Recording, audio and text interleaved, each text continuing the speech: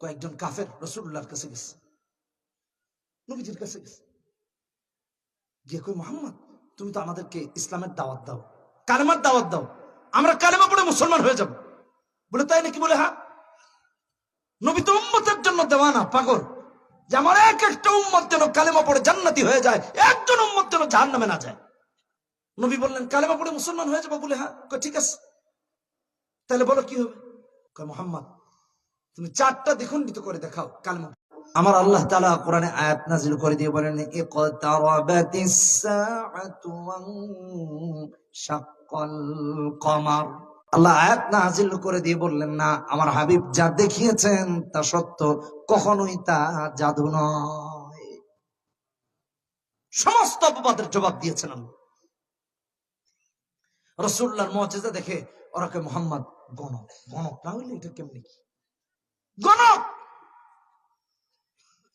আমাদের সমাজে দেখেন না, টিয়া পাখি নিয়ে বসে থাকে, ময়না পাখি, টিয়া পাখি, তারপর বান্দর, হ্যাঁ কথা বলেন না, বানর নিয়ে বসা। হায় রে মানুষ, আশরাফুল মাখলুকাত, তার ভাগ্য নির্ধারণ করে দিতেছে বানর। কি আহাম্মক! মানুষের চেয়ে শ্রেষ্ঠ আর কে আছে?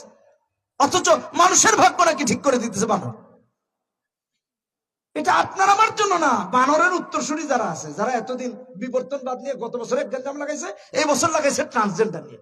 প্রত্যেক বছর মুসলমানের কাঁধের উপর এক একটা অপবাদ চাপায়া দিয়া আমাদের ধর্মীয় অনুভূতিতে আঘাত করা, এটা নাস্তিকদের কাজ, মুসলমানের কাজ না। প্রত্যেক বছর দেখবেন একটা না একটা আমদানি করে করে আমাদেরকে বিব্রত পরিস্থিতি সৃষ্টি করে। কে তাদের কি অধিকার দিল? ভাইরা আমার, রাসূলুল্লাহকে কয় গণক। এই যে দেখেন না গণে, আবার কিছু আছে হাত দেখা গণে, কয় তোমার তো 3 বিয়া, একটা জামালগঞ্জ, একটা সাঁচনা, আর একটা সিলেট টাউনে লন্ডনে ফুরি। বেচারা চিন্তা করলো 12 বছরের সম্পর্কের পরে জরিনারে বিয়া করলাম, 12 বছর এত কষ্ট করে, কি কয় আমি বলে আরো 3টা করবো। মারছে কানের নিচে থাপতে, উল্টায় উল্টা পড়ছে। ভাই মানলেন কে? কই সারা জীবন তো মানুষের হাত দেখো, আগামীকালকে থেকে নিজের হাতটা দেখে আইসো, উষ্টা আছে না লাত্তি আছে কপাল। তাহলে নিজের হাত যদি দেখে বুঝতা, তাহলে তো বুঝতে যে আজকে থাপ্পড় আছে একটা, ঠিকঠাক মতো বইতা। এগুলো হয়ে গেছে আমাদের সমাজ। মুহাম্মদ সাল্লাল্লাহু আলাইহি সাল্লামকে বানিয়েছে গণক। কই মুহাম্মদ গণক, গণক না হলে এটা কেমনে হইল, ওটা কেমনে হইল? আমার আল্লাহ কোরআনে কারিমে বলেন ওয়ালা বিকাউলি কাহিন কলিলাম মা তাযাক্কারুন তানজিলুম মির রাব্বিল আলামিন। লা বিকাউলি কাহিন, গণকের কথা কোরআন না, কোরআন আল্লাহর কথা, যা জিবরিল মুহাম্মাদের কাছে পৌঁছায় দেন। আল্লাহ তাআলা ওই কথাগুলো বলতে গিয়ে কসম করেছেন। ওরা বলল মুহাম্মদ সাল্লাল্লাহু আলাইহি সাল্লামকে পাগল, কখনো বলল জাদুঘর, কখনো বলল গণক, কখনো বলেছে কবি, কখনো বলেছে বিভ্রান্ত বিপদগামী। আমার আল্লাহ সমস্ত কথার জবাব দিতে গিয়ে বলেন মা দাল্লা সাহিবুকুম ওয়া মা গাওয়া ওয়া মা ইয়ানতিকু আনিল হাওয়া ইন হুয়া ইল্লা ওয়াহয়ুন ইউহা। নবী যেটা বলেন এটা ওহী, ইন হুয়া ইল্লা ওয়াহয়ুন ইউহা, নিজের থেকে কিছু বলেন না। মা ইয়ানতিকু আনিল হাওয়া, এটা আল্লাহর কালাম। কোরআন এটা আল্লাহর কালাম। কাফেররা বলতো না আল্লাহর কালাম না, রাসূলকে মিথ্যা অপবাদ দিত।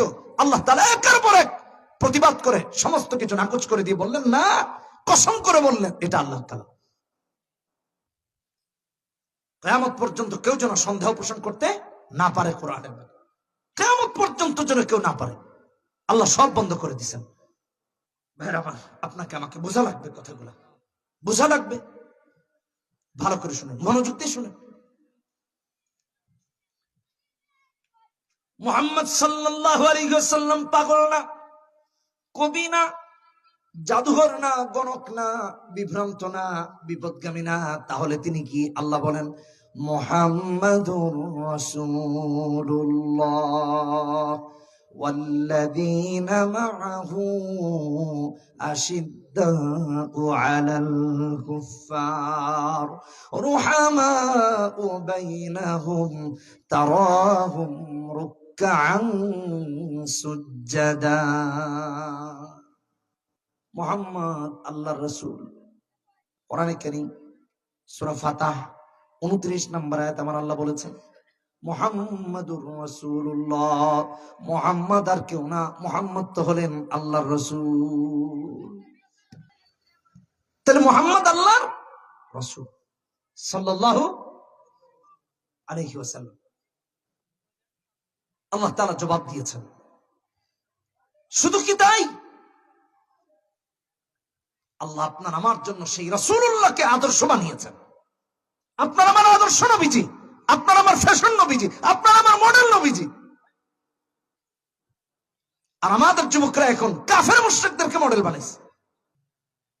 কোরআনে কারীমে আমার আল্লাহ সূরাতুল আহজাবে 21 নম্বর পারায় 21 নম্বর আয়াতে বলতে গিয়ে বলেন লাকাদ কানা লাকুম ফি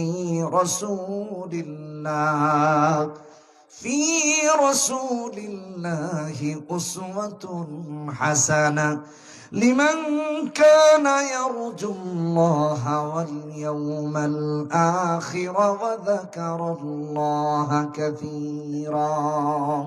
মুহাম্মদ সাল্লাল্লাহু আলাইহি ওয়াসাল্লাম হলেন আমাদের জন্য মডেল, আমাদের জন্য আদর্শ। যে লোক রাসূলুল্লাহকে আদর্শ বানায়, মডেল বানায়, দুনিয়াটা তার জন্য আল্লাহর রহমতে পরিণত হয়ে যায়। কারণ হলো নবীজির আদর্শের চেয়ে আর সুন্দর আদর্শ কারণ নাই। আমার ভাইরা, এটা রাসূলুল্লাহর চরিত্র নয়। রাসূলুল্লাহর চরিত্র হলো যেটা পবিত্র। যে মানুষ রাসূলের চরিত্র ধারণ করবে তার চরিত্র পবিত্র হবে। কাফের মুশরিকদের চরিত্র ধারণ করে পবিত্র হওয়া যায় না। এটাই মূল মেসেজ।